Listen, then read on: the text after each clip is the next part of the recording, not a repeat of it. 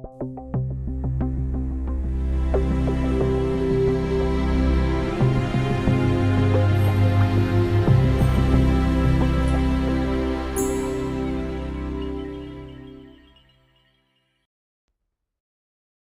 bien, pues vamos a comenzar en esta mañana nuevamente y lo vamos a hacer con una breve oración pidiendo la bendición de Dios en nuestros medios. Padre, te damos las gracias por estos momentos en que podemos meditar nuevamente en tu palabra y en lo que está más cerca de tu corazón, que es la Gran Comisión. Pedimos que abras nuestro entendimiento y nuestros corazones para captar todo lo que en esta mañana vamos a aprender. Te lo pedimos en el nombre de Jesús. Amén. Muy bien, hoy tenemos la Gran Comisión y el establecimiento de iglesias. Creo que lo tenéis ahí, ¿no? En una de las páginas que se dio al principio.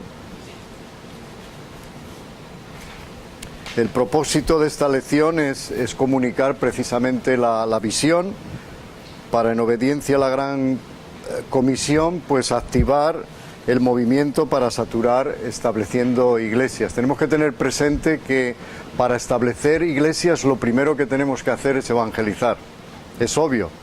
No vamos a un lugar y plantamos una iglesia sin haber siquiera evangelizado. La iglesia está compuesta de todos aquellos que han venido a creer en el Señor Jesucristo y vienen a ser parte de la familia de Dios. Entonces hay resultados esperados que lo podéis ver ahí en la página que se os dio, como es dominar el contenido de esta lección para que cada participante sepa por qué el pasaje de Mateo 28 es conocido como la Gran Comisión, en primer lugar, comprender cómo la Iglesia irá a hacer discípulos en todas las naciones a medida que ésta se va multiplicando. Y en tercer lugar, desarrollar una visión de la saturación, estableciendo iglesias para una nación o para todo el mundo. Así que lo primero que vamos a ver es la autoridad detrás de la Gran Comisión. En Mateo 28, y podemos abrir nuestras Biblias, será bueno que lo tengamos ahí presente, en los versículos 18 al 20 aprendemos que ante nosotros tenemos una tarea pero que muy ambiciosa. La Gran Comisión de Jesús a la Iglesia es una tarea inmensa que hasta los mismísimos ángeles desearían hacer, pero que tan solo se le ha dado el privilegio a los escogidos de Dios, es decir, a su Iglesia. Al separarse de sus discípulos, Jesús les dijo lo siguiente, en Mateo 28, 18 al 20. Toda autoridad me ha sido dada en el cielo y en la tierra. Por tanto, id y haced discípulos a todas las naciones, bautizándolos en el nombre del Padre, del Hijo y del Espíritu Santo, y enseñándoles todas las cosas que os he mandado. Naturalmente se le llama la Gran Comisión porque es grandísima, es enorme. Alcanzar todo el mundo es una tarea enorme en la cual nos vemos involucrados. La Gran Comisión es un mandamiento que ha de ser obedecido por cada generación de cristianos. Cada generación de cristianos. Y con este mandamiento Él nos promete su presencia hasta que la tarea sea completada. No nos ha dejado solo, nos ha dado su Santo Espíritu, de modo que podamos ir en el poder del Espíritu Santo a hacer la tarea que Él nos ha encomendado. Y es tan grande la tarea que Jesús encomienda a sus seguidores que este mandamiento sea conocido como la Gran Comisión, por ser tan grande, por ser tan espectacular. La Iglesia no está sola en esta tarea. Hay muchas personas que se sienten solas, pero la Iglesia no está sola en esta gran tarea. Jesús prometió su presencia mientras ella obedece la Gran Comisión hasta completar la tarea. Y esto es hermosísimo, que Él confíe en nosotros para completar esta tarea. A mí me parece hermoso, que Dios confíe en mí personalmente para hacer la tarea que tengo que hacer, me parece hermosísimo. Que Él confíe en ti. La Iglesia experimentará completamente la presencia de Jesús solo cuando reconoce su autoridad y obedece a la gran comisión. Y en esa presencia del Señor es en la cual tenemos depositadas, podríamos decir, nuestras esperanzas de que podemos siquiera intentar realizar tarea tan enorme. Si no fuera por el Señor, ¿creen ustedes que nosotros íbamos a salir a la calle o simplemente testificar a nuestros vecinos o a nuestros familiares? Yo creo que se necesita de un coraje tremendo. Y por eso cuando el Señor dio la gran comisión, Él también nos llenó de su Santo Espíritu para hacer esta labor. Ayer veíamos, por ejemplo, cuando Él dijo: esperar aquí hasta ser investidos del Espíritu Santo y me seréis testigos. Es decir, si no tuviéramos el poder del Espíritu de Dios en nosotros, sería imposible realizar esta tarea. Nos temblarían las piernas, no sabríamos cómo acometer la tarea, nos vendríamos abajo cuando tenemos a alguien enfrente y le estamos testificando acerca de Jesús. En primer lugar, porque el enemigo aprovecha todas las ocasiones para tirar abajo nuestro testimonio. Pero el Espíritu Santo está ahí para fortalecernos en momentos indicados como es este de compartir las buenas nuevas del Evangelio con cualquier persona. Sin embargo, como la presencia y la autoridad de Jesús están absolutamente garantizadas en su palabra, aquellos que haciendo su parte obedecen a la gran comisión participarán de su culminación. Y esto es hermosísimo, que yo participe de la culminación de la gran comisión. Daros cuenta, Dios tiene nuestro nombre escrito en el libro de la vida, pero Él sabe que tú estás aportando tu granito de arena para la culminación de esta hermosísima tarea. Así que simplemente esto es para introducir el tema que vamos a tocar ahora mismo, que es la autoridad detrás de la gran comisión.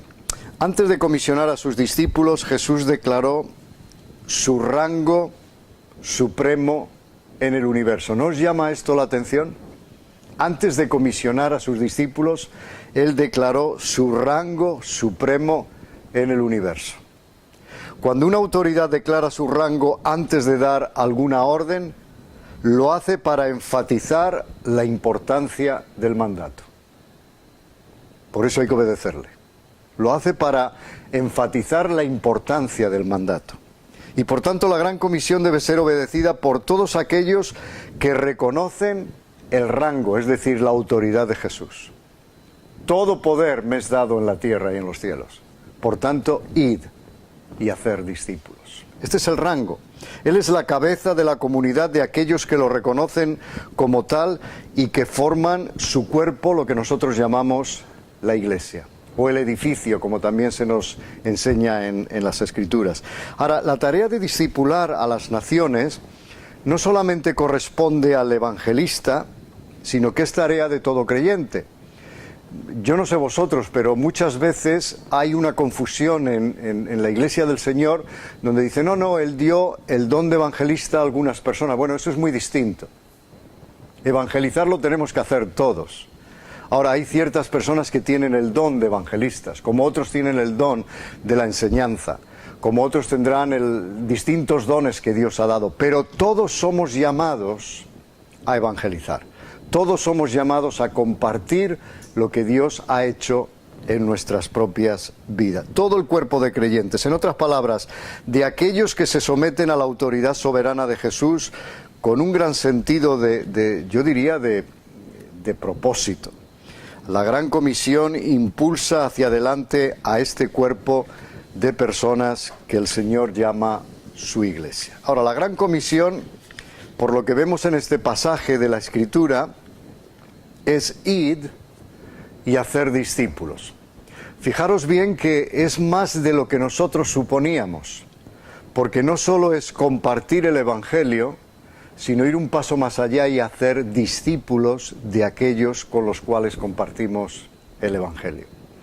Por eso se le llama la Gran Comisión, porque es una tarea enorme, enorme. ¿Cuánto quisiéramos simplemente testificar y olvidarnos ya, no es cierto? Pero el mandato del Señor es hacer discípulos. Y aquí se dice claramente en el pasaje que tenemos frente a nosotros de Mateo 28, que la Iglesia irá.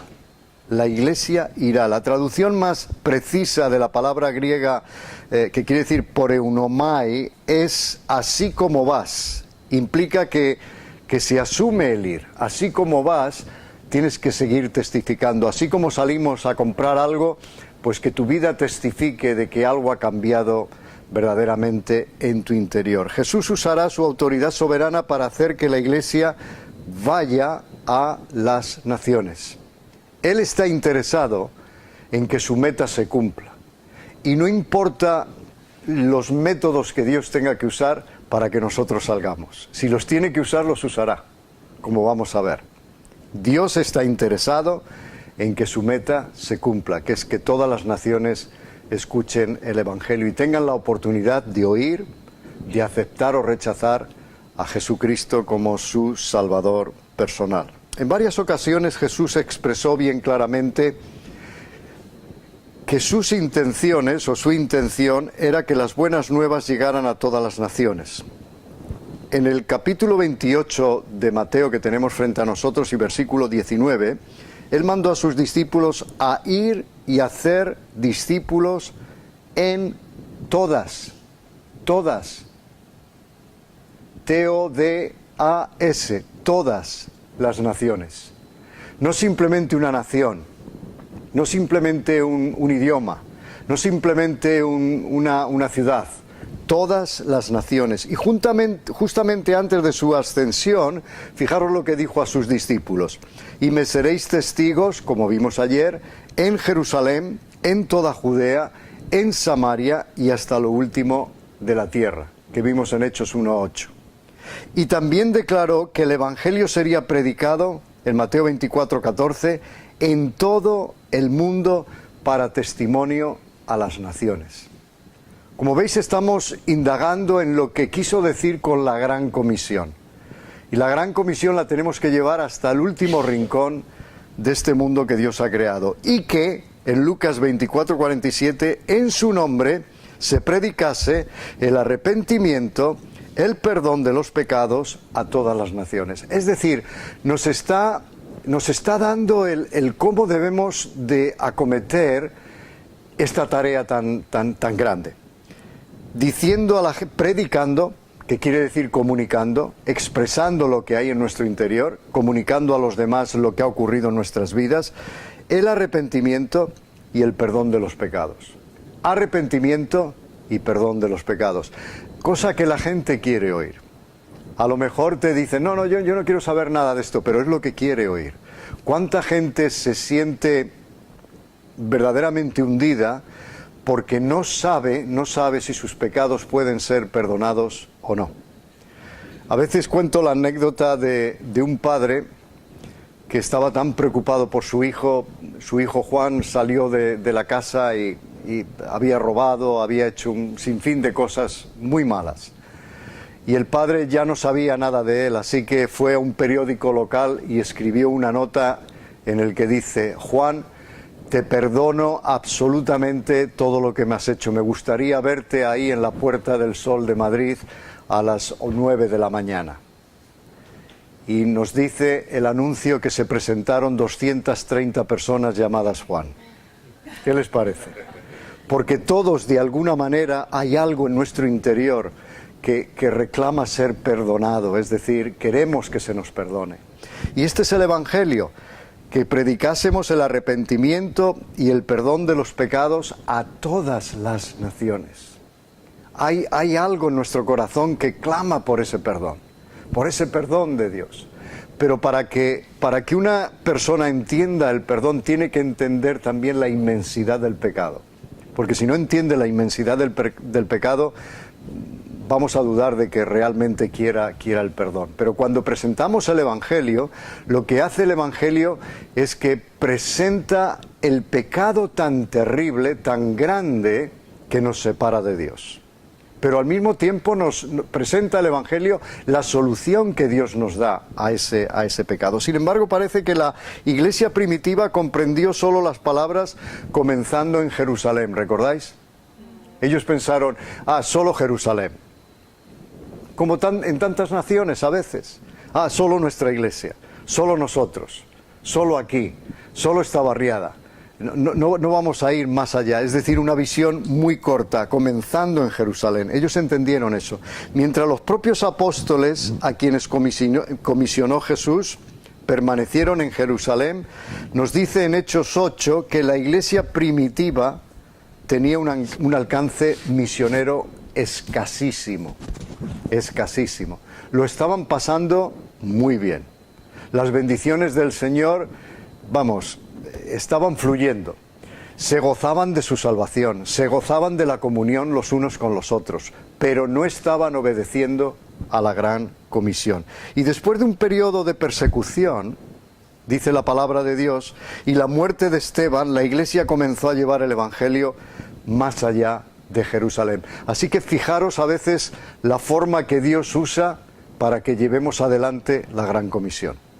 Esto no nos gusta, ¿no es cierto? Eso que Dios tenga que de alguna manera permitir una persecución para que nos movamos obedeciendo a lo que Él nos había dicho. Hechos 8:1 precisamente relata esto.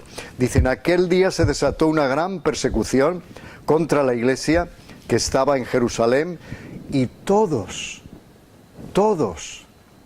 quiero que miréis esa palabra, todos fueron esparcidos por las regiones de Judea y Samaria, con excepción de los apóstoles. ¿Recordáis lo que les había dicho el Señor? Recibiréis poder y me seréis testigos primero en Jerusalén, Judea y Samaria. Ahora, mirad lo que dice aquí. En aquel día se desató una gran persecución contra la iglesia que estaba en Jerusalén y todos fueron esparcidos por las regiones ¿de dónde? De donde les había mandado el Señor, Judea y Samaria, con excepción de los apóstoles. Y ahora es cuando estaban cumpliendo, la iglesia estaba cumpliendo con el mandato de la Gran Comisión. Algunos de aquellos cristianos que estaban siendo perseguidos huyeron a las regiones vecinas donde continuaron proclamando las buenas nuevas. Creedme, estos son situaciones a veces espantosas, porque cuando huimos de un peligro, como es una persecución, lo que queremos es mantener la boca cerrada, ¿no es cierto? Lo que queremos es escondernos, para que no acaben con nosotros. En cambio, fíjense el poder del Espíritu de Dios en estas personas que por donde quiera que iban proclamando las buenas nuevas. En Hechos 11, el 19 al 20 dice, entre tanto los que habían sido esparcidos, hace un relato de toda la gente que había sido esparcida, que eran todos, toda la iglesia primitiva, hace un relato de ellos, dice, todos los que habían sido esparcidos a causa de la tribulación que sobrevino en tiempos de Esteban, fueron hasta Fenicia, hasta Chipre y Antioquía, sin comunicar la palabra a nadie excepto a los judíos. Pero entre ellos había unos hombres de Chipre y de Cirene, quienes entraron en Antioquía y hablaron a los griegos anunciándoles las buenas nuevas de que Jesús es el Señor. Es verdad que tenían que anunciar las buenas nuevas a su propia gente, es decir, a los judíos, pero entre ellos ya había aquellos que estaban anunciando las buenas nuevas también a los gentiles, como vemos aquí. Ahora, Jesús permitió la persecución. Él la permitió para hacer que los cristianos hicieran, a causa de la crisis que se les vino encima, lo que debieron hacer en obediencia a su mandato. Ahora, a mí no me gustaría que Dios tuviera que intervenir en mi propia vida para motivarme de alguna manera a llevar la gran comisión adelante. Es curioso porque en Hechos 13, del 1 al 3, nos dice que la iglesia en Antioquía de Siria obedecía el mandato de la gran comisión, instruida por el Espíritu Santo, y enviaron nada menos que a Pablo y a Bernabé a Chipre, donde, fíjense lo que dice el capítulo 13 y versículo 4 y 5, anunciaban la palabra de Dios en las sinagogas de los judíos. Anunciaban la palabra de Dios en las sinagogas de los judíos. Ahora, desde Chipre, Pablo y sus acompañantes viajaron, dice la palabra de Dios, extensamente antes de regresar a Antioquía de Siria para reportar todo esto. Yo creo que Dios ha dado a la iglesia la responsabilidad de proclamar las buenas noticias. Es una responsabilidad, pero al mismo tiempo un gran privilegio que es nuestro. Como escribe Pablo a la iglesia en Corinto, en el 2 de Corintios capítulo 5 y los versículos 18 al 19, ¿lo puede leer alguien, por favor? Porque ese tengo solo el... Y todo esto procede de Dios, quien nos reconcilió consigo mismo por medio de Cristo y nos dio el ministerio de la reconciliación, a saber que Dios estaba en Cristo reconciliando al mundo consigo mismo, no tomando en cuenta a los hombres sus transgresiones, y nos ha encomendado a nosotros la palabra de la reconciliación. Fíjense qué interesante, porque habla de la reconciliación y dice que esto proviene de Dios, quien nos reconcilió primeramente consigo mismo y nos ha dado un ministerio. ¿Cómo lo llama él? El ministerio de la reconciliación. ¿No es esto hermoso? Nos reconcilia con él mismo y al mismo tiempo nos da un ministerio que llama de la reconciliación. ¿Cuál es este ministerio? ¿En qué se basa? Precisamente en reconciliar al hombre, a la mujer, al joven, al niño con Dios. Las relaciones habían sido rotas por el pecado. Y ahora tú y yo tenemos el ministerio de la reconciliación, que es un ministerio hermosísimo. Por ejemplo, no sé si alguno de vosotros ha sido alguna vez llamado para intervenir en un conflicto, bien sea matrimonial, en un conflicto entre personas, etcétera. Bueno, ahí estamos ejercitando el ministerio de la reconciliación. Estamos ahí para ver si, por ejemplo, dos personas que no se llevan bien, se lleven bien. Eso es un ministerio. Y para que eso funcione, tenemos que usar la palabra de Dios, que es el manual de Dios. Porque la sabiduría de nuestras palabras, si son humanas, meramente humanas, no van a producir la reconciliación entre dos personas. Pero cuando damos la palabra, cuando usamos la palabra, como Dios nos ha dado su palabra para algo. Y esto es un manual. Esto es un manual que nos dice cómo debemos vivir en caso de que haya un problema, cómo debemos de afrontar ese problema, cómo debemos inclusive de resolver ese problema, siempre con la palabra de Dios. ¿Cuántas veces yo me he visto, y esto ha sido para mí una experiencia, en mis propias fuerzas, en el poder de la carne, tratando de reconciliar una situación? Y no ha sido posible. Porque lo he hecho en mi propio poder, no en el poder del Espíritu Santo, no en el poder de la palabra. Es como cuando estás en consejería, estás aconsejando a alguien, tú puedes dar un buen consejo porque ha sido tu experiencia a lo mejor. Pero cuando el consejo lo das de la palabra de Dios, las cosas cambian. Experimentan lo que la palabra llama un verdadero milagro. Y eso es buenísimo. Al igual que la iglesia de Antioquía, la iglesia en obediencia debe alcanzar las naciones. Pero si la iglesia no fuera obediente, Jesús ha utilizado la crisis para culminar su obra. ¿Y qué creen? ¿Que no lo volverá a hacer? Yo creo que sí. Yo creo que lo volverá a hacer. Si Él tiene que de alguna manera intervenir, lo va a hacer para que su obra se culmine. Porque su deseo principal es que todo el mundo conozca a Jesucristo. O al menos conozca lo suficientemente de Él para que tenga la oportunidad de aceptarle o rechazarle. Porque Dios, por decirlo de alguna manera, es como un caballero. Él llama a la puerta, nos dice Apocalipsis. Aquí yo estoy a la puerta y llamo. Si alguno oyere mi voz y abriere la puerta, entraré a Él. Cenaré con Él y Él conmigo. Es decir, hay una invitación. Él llama a la puerta. No es como las sectas donde te llaman a la puerta, pero enseguida te ponen el pie en la puerta para que no la cierres. Es decir, fuerzan la puerta. Jesús no, Jesús invita. He aquí yo estoy a la puerta y llamo. Si alguno oye mi voz y quiere abrir la puerta, estupendo. Estupendo, nos da la oportunidad de conocerle, pero no como las sectas que lo único que hacen es imponer o meter miedo en el cuerpo de las personas. Jesucristo no, Jesucristo nos llama, hay un llamado a la conciencia, hay un llamado para que respondamos. Y la verdad es que su mensaje es sencillo. porque nos hace ver en qué estado nos encontramos, en qué estado se encuentra nuestro corazón y obviamente cuando tú miras, cuando yo miro en mi interior, lo primero que pienso es ¿cómo puede Dios fijarse en mí con todo lo que hay ahí dentro? ¿Qué ha tenido que ocurrir? ¿Cómo es que me puede Dios amar de tal manera? ¿Cómo es que no me trata conforme realmente merezco y no de acuerdo a sus misericordias que son nuevas cada mañana? Tú sabes lo que hay en tu interior, yo sé lo que hay en mi interior. Y por eso nos maravilla que Dios tenga ese tacto y esa precaución, llámala como quieras, de llamar a la puerta de nuestro corazón. Y si oyeres hoy su voz, pues sencillamente abre o cierra la puerta si quieres. Pero no tenemos otra alternativa.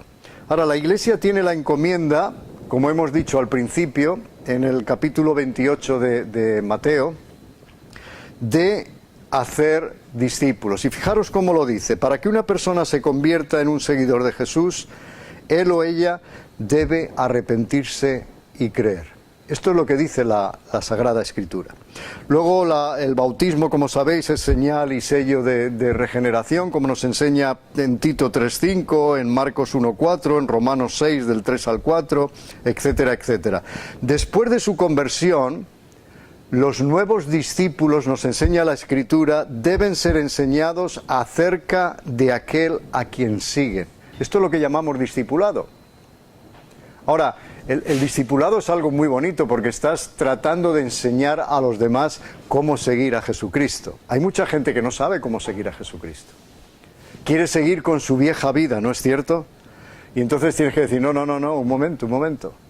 A los discípulos se les llamó cristianos por primera vez en Antioquía. ¿Y por qué cristianos? Porque quiere decir seguidores de Cristo. Hacían las mismas cosas de Cristo y la gente los identificaba fácilmente. Estos son seguidores de Jesucristo. Algo había en sus vidas que llamaba poderosamente la atención. Así que la conversión representa la relación con Dios personal. Somos comisionados a enseñar a las gentes a ser seguidores o aprendices de Jesús, enseñándoles a obedecer sus mandamientos. ¿Os dais cuenta que dice en Mateo 28:20 que debemos enseñar a los discípulos a obedecer los mandamientos de Jesucristo? En Mateo 10, por ejemplo, Jesús envía a sus discípulos dándoles autoridad para inclusive sacar demonios fuera de aquellos que estaban endemoniados, para sanar a los enfermos, según vemos en Mateo 10. Sin embargo, antes de enviarlos, Jesús les dio instrucciones muy, pero que muy precisas. Y lo vemos ahí en Mateo 10, a partir del versículo 5 y siguientes versículos. Al entrenarse tanto en los aspectos teóricos como los prácticos, las personas quedan bien equipadas para el ministerio. Cuando Jesús, recordáis cuando mandó no solo a los 12, sino mandó también a 70, y cómo se volvían regocijándose, ni siquiera los espíritus salen de las personas, etcétera. ¿Y qué les dijo Jesús? No regocijaros tanto en que los espíritus salen y en esto y lo otro, sino en qué. Que su nombre está escrito en el... Exacto, que su nombre estaba escrito en el reino de los cielos. Así que después del entrenamiento los discípulos deben ser enviados, no retenerlos. Tenemos la tendencia a retener los discípulos y los discípulos deben ser enviados a su familia, enviados a sus vecinos, enviados a su ciudad, enviados donde queráis enviarlos, pero tienen que ser enviados, que es comisionados, es decir, hay que adiestrarlos para que salgan.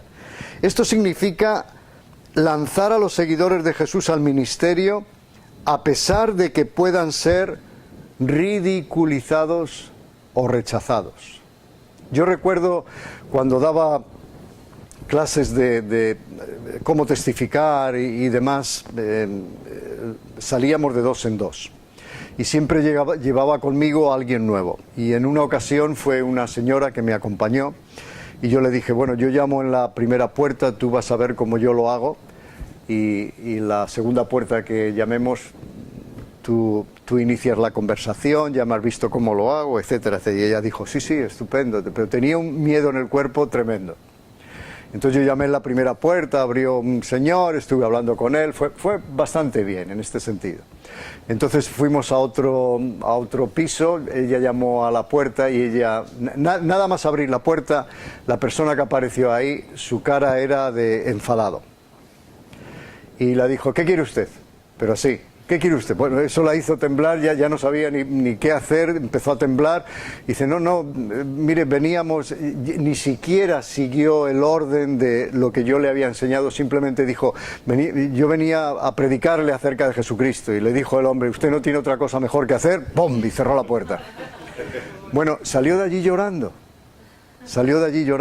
pero esto es lo que nos puede ocurrir. Y la palabra de Dios nos dice claramente que esto puede ocurrir, a pesar de que seamos ridiculizados, a pesar de que seamos rechazados. Tenemos que seguir enviando gente porque son discípulos, tienen que aprender. Yo me recuerdo de cuando era pequeño, en el barrio donde nací, había padres que bajaban al mecánico que les reparaba el coche y les pedían, oye, ¿te importa que mi hijo te ayude los sábados cuando no tiene colegio? No le tienes que pagar nada, pero que él te vea cómo trabajas con la herramienta. Ah, sí, claro. El mecánico encantado, porque siempre le podía decir, dame la llave tal, dame los alicates, dame no sé qué. Tenía un ayudante y era gratis. Eso es discipular a una persona. Eso es entrenarla. Y luego hay que enviarla. Y quién sabe, a lo mejor salieron buenos mecánicos precisamente porque empezaron así, tiernamente, enseñándoles cómo se reparaban las cosas. Muy frecuentemente nuestra tendencia, ¿cuál es? Cobijar a las personas en lugar de enviarlos. Ay, nos sienta tan mal de que alguien pueda reírse de aquellos que discipulamos, que no los enviamos fuera. Los cobijamos. Como a veces podemos hacer con nuestros propios hijos, los cobijamos tanto, ay no, mira que a lo mejor te ridiculizan, que a lo mejor se ríen de ti, que a lo mejor esto... A veces los líderes de las iglesias están tan preocupados con la realización de su propio ministerio que descuidan entrenar a otros para capacitarlos. Y es un trabajo. ¿No creéis que es un trabajo? Sí. Tienen temor y no se aprovecha que la persona cuando empieza en el Evangelio tiene ese calor de servir, de estar con ese fuego. Exacto. Y una persona recién convertida es más efectiva. Cuando ya uno está viejo en el Evangelio, ya pierde ese fuego, ese amor. Exacto. Yo recuerdo cuando empecé, un día mi hermano, voy a Nueva York y me invita a él le gusta ayudar y pertenecía a un club que ayudaba a las personas drogadictas. Y las personas pasaban a hablar de por qué habían caído en la droga. Estaban así en un púlpito así como está usted. Y cada uno decía, no, que mi esposa me dejó, el otro mi padre me abandonó. Y yo estaba detrás y estaba recién convertido. Y yo no... Alguien me decía, tienes que hablar. Yo no tenía sino como 3 meses. Y yo sentí que tenía que hablar. Y yo muy tímido para hablar. Y le pregunté a la persona que pasaba la gente que si yo podía decir 2 palabras. Y les dije que les faltaba el amor de Jesucristo. Y les compartí Juan 3:16. Y después la gente me preguntaban cosas a mí. Exacto. Qué buen testimonio, porque es precisamente eso, es decir, el recién convertido es un verdadero evangelista. Porque fijaros cuando el Señor dice que escribe a las 7 iglesias y dice, entre otras cosas, tengo algo contra ti que has dejado tu primer amor. ¿Qué es el primer amor? Es ese fervor, es esa pasión que nos lleva a hacer cosas que otra gente va a tildarlas de locura. Pero ¿cómo estás haciendo esas locuras? ¿Cómo estás haciendo esas locuras? Pero está, como expresabas muy bien, en su primer amor. Hay una pasión en su corazón impresionante. Y somos tan, ¿cómo diría yo?, tan cortos en nuestro liderazgo que perdemos de vista lo que estas personas pueden hacer en su primer amor. Y desaprovechamos una oportunidad verdaderamente increíble. Sin embargo, del entrenamiento resulta que el ministerio viene a ser realizado por muchos en lugar de por solo uno. Y vuelvo a repetir, el discipulado es una cosa dura. Es dura. Porque te tienes que sentar con la persona, es hacerle entender la palabra de Dios, es hacerle entender todo lo que Dios dice en su palabra y lo que debe de hacer. Y luego, en este adiestramiento, observar cómo lo hace. Yo recuerdo de un chico universitario que conoció al Señor y yo le estaba discipulando. Y es muy curioso, yo escribí una especie de discipulado muy sencillito que se titulaba aprendiendo a comer, aprendiendo a hablar, como un bebé cuando nace. Y les enseñas. Por ejemplo, a un bebé, cuando le estás enseñando a comer, hasta hay una cuchara especial para que los bebés la tomen así en su mano, y la mayoría de las veces no la llevan a la boca, se la llevan al ojo, a la oreja, no atinan en absoluto, ¿no? Pero les estás enseñando a comer. Y cuando les enseñas a hablar, exactamente lo mismo. No sé por qué en España a todos los niños la primera palabra que les enseñan es ajo. Pues, la verdad es que no lo sé, pero una de las palabras bonitas que a veces un niño dice, inclusive sin querer, es papá o mamá. Le sale más fácilmente en ese sentido. Entonces yo estaba discipulando a este joven universitario y le estaba diciendo lo bonito que es aprender a hablar con Dios. Y él dijo, yo es que no creo que pueda hacerlo. Y digo, ¿cómo que no puedes hacerlo? Claro que lo puedes hacer. Y él decía, pero ¿y qué le digo? Ese es el discipulado, ¿y qué le digo? Y digo, bueno, entre otras cosas, ¿por qué no empiezas diciéndole gracias, Señor, por lo que has hecho en mi vida? Dice, bueno, eso es más fácil. Claro, lo estoy discipulando, le estoy diciendo que además la palabra de Dios nos enseña clara y tajantemente que debemos de orar, que debemos de hablar con Él. Y no solo eso, nos dice la palabra de Dios, velad y orad para que no entréis en tentación. Velad y orad. Y yo estaba repitiendo estas palabras constantemente a Él, velad y orad. Es bueno velar, pero también orar. Si velamos pero no oramos, es como si nos faltara una pierna. Hay que velar y orar. Y entonces él lo entendió y entonces yo le dije, bueno, pues ahora vamos a orar. Y entonces él me miró como diciendo, es que no me atrevo. Digo, yo voy a hacer una oración primero. Claro, tenemos que modelar, tenemos que ser un modelo para ellos. Entonces yo hice una oración. Bueno, cuando tú discipulas, tú tienes que ir al grano, lo llamamos así en España, es decir, hacerlo sencillo. Si yo hubiera hecho una oración larga, como a veces podemos oír en la iglesia, alguien que se levanta y hace una oración de 25 minutos. Si estás discipulando a alguien y haces una oración tan larga, cuando terminas de orar, el otro te dice, mira, me voy porque yo no puedo orar de esa manera. Tiene que ser una oración corta. Entonces yo dije, Señor, te doy las gracias por mi amigo, por lo que tú has hecho en su vida, por lo que tú has hecho en la mía. Una oración cortita. Y entonces le dije, ahora hazlo tú. Y él empezó a orar y lo estaba haciendo muy bien. Entonces yo había cerrado mis ojos, yo creí que él también. Entonces yo abrí mis ojos para ver su cara, la expresión de su cara. ¿Y sabes lo que me encontré? Estaba así. Un ojo cerrado y el otro abierto. Y yo dije, Dios mío, cerré mis ojos otra vez.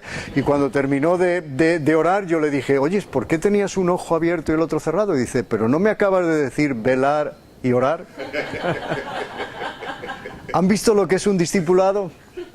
¿Se dan cuenta? Ellos captan todo lo que tú les estás diciendo. Y lo ponen en práctica sin saber. Yo no le estaba diciendo que teníamos que orar con un ojo abierto y el otro cerrado. Pero él lo captó de esa manera. Y a mí me gustó porque ves que el discipulado funciona y está funcionando, ¿no? Así que, sin embargo, del entrenamiento resulta que el ministerio viene a ser realizado por muchos en lugar de solo por uno. Esto es el discipulado. Lo que queremos es que los discípulos, es decir, la gente que viene a conocer al Señor, sea discipulada, porque este es el mandamiento, no es dejarlos ahí, abandonados. Es decir, Dios nos ha dado un hijo y ¡ay, qué bonito! ¡Bum! Y lo dejamos ahí en la cuna y nadie lo atiende. ¿entendéis? No, hay que atenderlo, hay que criarlo, hay que enseñarle. Y luego tenemos la satisfacción de que él puede ser, ¿cómo entra en la sociedad? Pues con una serie de valores que a lo mejor en otras familias los hijos que vienen no entran de la misma manera, no se les ha enseñado valores y por eso tenemos la sociedad tan caótica en la cual vivimos. Porque metemos a la gente en la sociedad con muchísimos problemas, pero no metemos gente con valores, de modo que puedan de alguna manera hacer ver a la sociedad que Jesucristo ha hecho una labor impresionante en sus vidas. Antes de su ascensión, Jesús confió a sus discípulos su mensaje y su ministerio. Y haciéndolo así multiplicó el impacto de su obra. Y esto es lo que tenemos que hacer, es multiplicar el impacto de la obra del Señor. Timoteo, por ejemplo, era uno de los discípulos de Pablo. Y qué curioso porque en 1 Timoteo 1:3 y en el capítulo 4 y versículo 13 le dio instrucciones para que permaneciera en Éfeso para predicar y enseñar y para proteger a la iglesia de las falsas doctrinas. Fíjense cómo lo dice. Permanecer en Éfeso para predicar y enseñar y proteger a la iglesia de las falsas doctrinas. Basta que una persona se convierta para que el enemigo se ponga en acción nuevamente y nos haga sentir como que todo lo que ha ocurrido ha sido puro emocionalismo y que no ha pasado nada realmente. Enseguida se mete por ahí y mete la duda como la metió a nuestros primeros padres, con que Dios os ha dicho, es decir, poniendo en duda la palabra de Dios o lo que ha ocurrido en nuestras propias vidas. Pablo también instruyó a Timoteo para que fuera ejemplo para los creyentes allá en Éfeso. Y le dice, para que seas un ejemplo en palabra, en conducta, en amor, en fe y en pureza. Esto es discipular a una persona. No solo dar palabras, sino ser un ejemplo. Mis discípulos tienen que, cuando yo discipulo, tienen que saber que yo soy un ejemplo en estas cosas. Porque si ven que yo fallo en alguna de ellas, fíjense qué estoy transmitiendo. ¿Qué discipulado estoy yo haciendo? Ahora, a mí me encanta lo que dice aquí Pablo, que sea un ejemplo en palabra. Se lo está diciendo a un joven que está siendo discipulado, que ha sido discipulado por Pablo. En conducta, en amor, en fe y en pureza. Y sabemos de dónde venía Timoteo. Había sido enseñado por su abuela Loida y por su madre Eunice, ¿no es cierto? Fíjense qué entrenamiento. Su padre parece ser que era gentil, no se menciona más de él, pero había tenido un buen discipulado por su abuela y su madre. Y ahora Pablo lo recoge y fíjense la labor que está haciendo con él. Y le dice que sea un ejemplo en todas estas cosas que él escribe aquí: palabra, conducta, amor, fe y pureza. Y nos enseña lo que es el discipulado. Cuando enseñamos a alguien así, ¿cómo lo metemos en una sociedad que es caótica? Lo metemos como un bálsamo, lo metemos como un agente de cambio, alguien que de alguna manera va a repeler todas aquellas cosas que vemos en la sociedad que es caótica, donde hay palabras soeces, donde hay insultos, donde hay malignidad por todos los lados, donde hay un caos, es un verdadero caos. Y estamos metiendo ahí discípulos que han llegado a conocer a Jesucristo, que han sido adiestrados por Jesucristo y que están preparados para dar lo mejor de sus vidas. En 2 de Timoteo 2:2, Pablo recomienda también a Timoteo que lo que oístes de parte mía, mediante muchos testigos, esto encarga a hombres fieles que sean idóneos para enseñar también a otros. Pero pararos ahí un momentín. Lo que oístes de parte mía. Quiere decir que Timoteo había oído mucho en cuanto a las conversaciones que había mantenido Pablo, los estudios que daba Pablo. Era un discípulo. Timoteo era un discípulo. Dice, mediante muchos testigos han visto esto, Timoteo. Esto encarga a hombres fieles. ¿Cómo quisiéramos que en nuestras congregaciones tuviéramos hombres fieles, no es cierto? Hombres fieles, que sean idóneos para enseñar también a otros, transmitir estos valores, transmitir lo que hace el Evangelio en la vida de hombres y mujeres. Tal como Jesús enseñó a sus discípulos y Pablo a Timoteo, yo creo que el proceso de hacer discípulos requiere la enseñanza, requiere el entrenamiento y enviar personas para servir. Cuando no lo hacemos, la Iglesia crece raquíticamente, porque solo nos estamos ocupando de nosotros mismos. Es como decir, bueno, tengo 20 sillas, en el momento que las llene, ya he terminado, ya he culminado. ¿Qué va? Ese es el empiece. Ese es el empiece. 20 sillas llenas son 20 joyas que tenemos para adiestrar, discipular y enviar para que otros 20 cambien, otros 20 sean adiestrados, discipulados, etcétera, etcétera. Muy bien, vamos a hacer un receso ahí, nos podemos levantar porque algunos han llegado a lo mejor un poquitín tarde y quieren tomar un café, así que tendremos un receso de unos minutos.